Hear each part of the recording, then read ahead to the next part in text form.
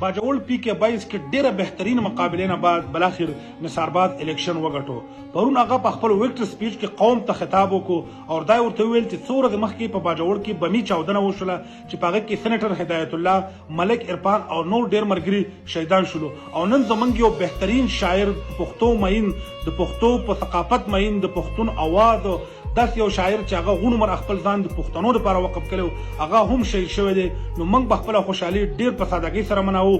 2 رکعاته مونږ وکړو، نور د آتشبازۍ نه د ډز ډز نه به خپل ځان وساتو، د الله تعالی شکر به ادا کړو او 2 رکعاته نفل به وکړو.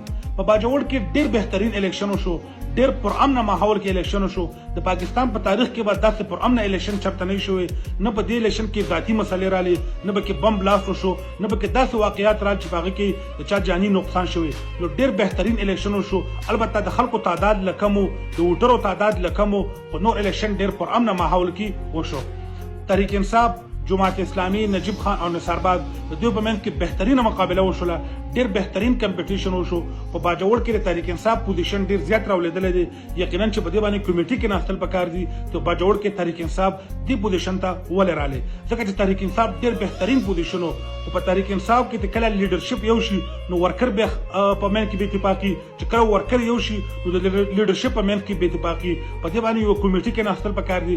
آیا په باجوړ کې ولې تحریک انصاف دې پوزیشن ته رالی؟